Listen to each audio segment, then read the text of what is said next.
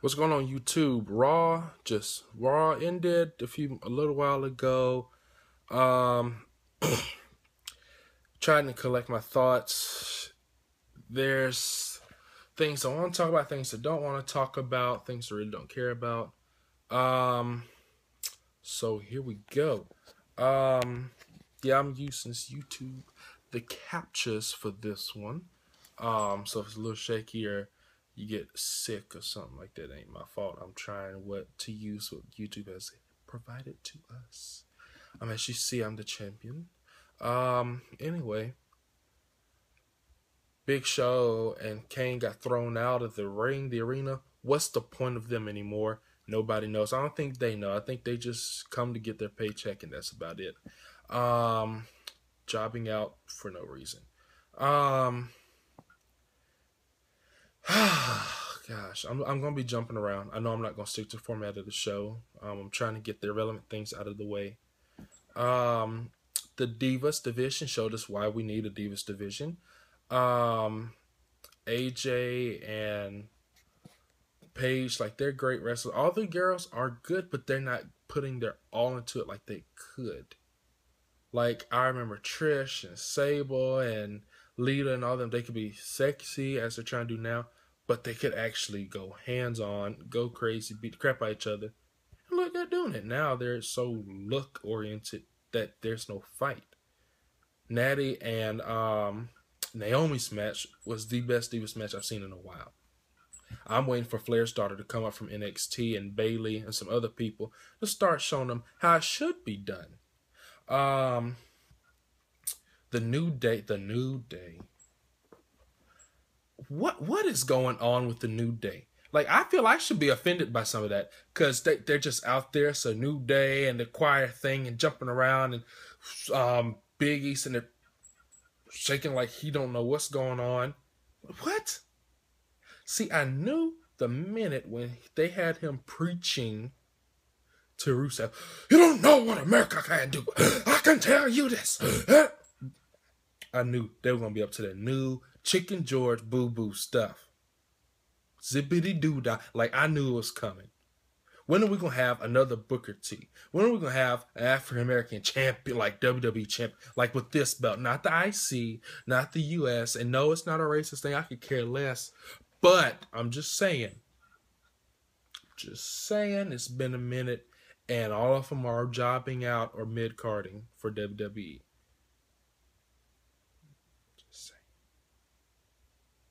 Just saying. Shoot. Dang. Pissed me off. I forgot what I was talking about. Moving forward, Paul Heyman and Brock Lesnar, they need to leave Paul alone. Whether they wrote it into the script to turn his mic off or whether they're pulling a CM Punk thing where they cut his mic off in the middle of a pipe bomb, whatever. Paul is filling seats. Paul Heyman is doing what Paul Heyman does. Paul Heyman could fill up the freaking Superdome for $100 a ticket to watch a match against an igloo, and a seal. People listening to him would think that's the most BA igloo they've ever seen in their life. People would be coming from all over where I got to see this igloo because Paul Heyman has talked it up so much. You think that igloo was freaking Brock Lesnar? Like, he could sell He could sell water to an ice maker. He could sell ice to an Eskimo. Shoot. He could sell chicken to Colonel Sanders. That man is amazing. Like, let that man talk. I know the whole UFC thing and blah, blah, blah, but he's talking relevant stuff and he's keeping on topic and building Brock up. Whether it's for the big fall or what, I don't know. But let the man talk, for gosh sakes. He is the greatest manager that you have left. Let that man talk. he has put in his just due. He can do what he wants to at this point. Literally, he's put into work. Let's see. We'll save that for later, Randy. Backtrack.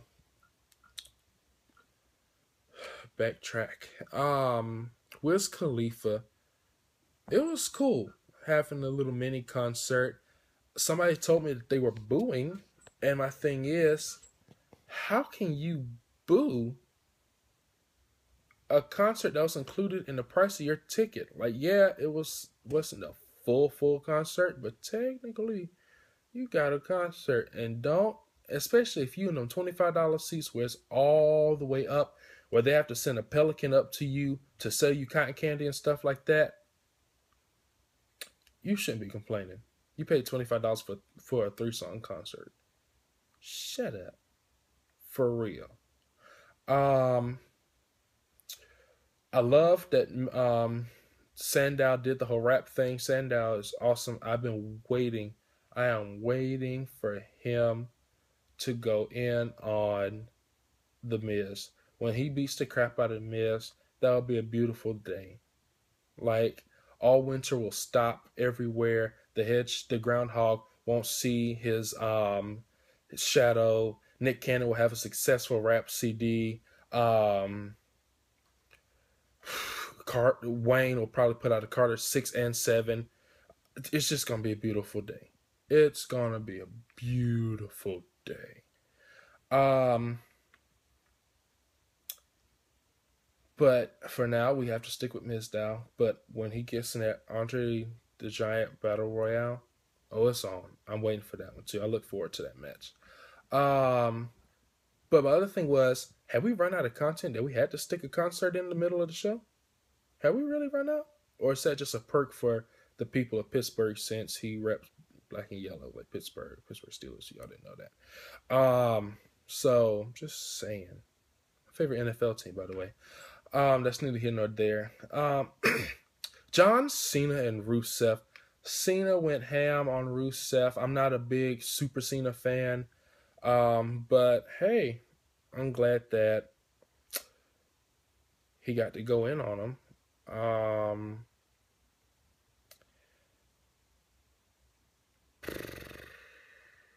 The thing was, you couldn't beat him the first time. So you can automatically now just truck the man and put him in the STFU and into submission and knock him out twice. But you couldn't beat him the first time. You couldn't beat Brock. I'm just saying, your track record is showing no improvement. And welcome to mid-card. Like, I never thought I'd see Cena going for the U.S. title again. Like, I thought it was a couple more championship runs and he'd end up in management somewhere. I never thought I'd see the U.S. again. But hey, it all happens to the best of us, John.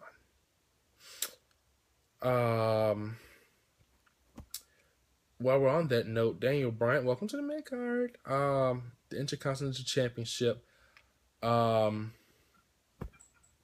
I think they just handed that out. Like, there was one of them probably walking around in the back with a box of Krispy Kreme donuts and offered one to Triple H. And Triple H was like, you know what? You got a match at WrestleMania. And they were like, for real? And he's like, yep, for the Intercontinental Championship, and walked away. One of the other ones probably got him some coffee. One of the other ones probably shook his hand. I don't know. Just probably... Because it seems, too, that all you have to do is point at the WrestleMania sign and you're going to WrestleMania.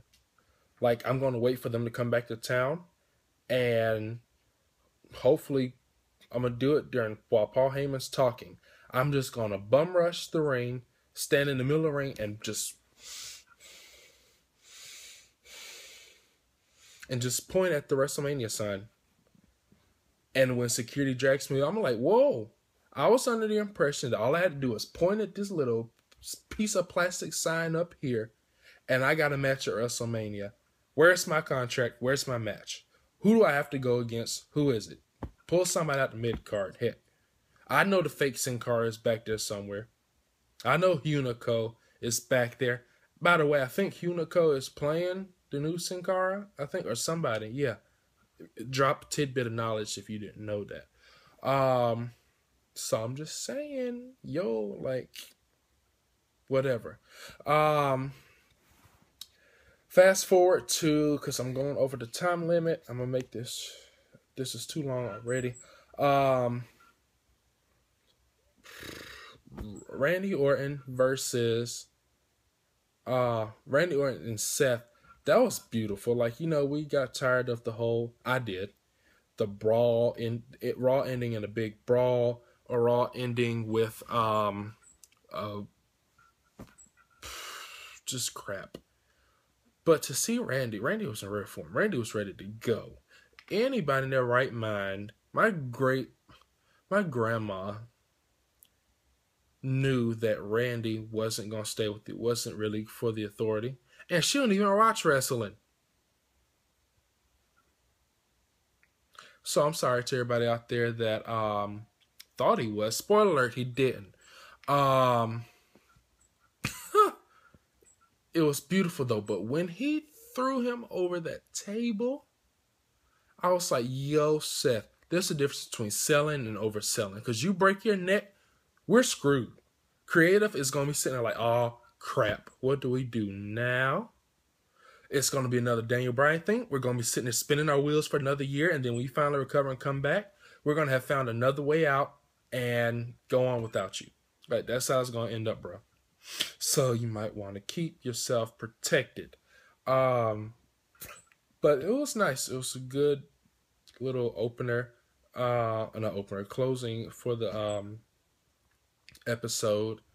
I don't know if what they're gonna do with it, but anything will be good with it because Randy's involved, because Randy's awesome. Lastly, I want to talk about Taker and Bray Wyatt.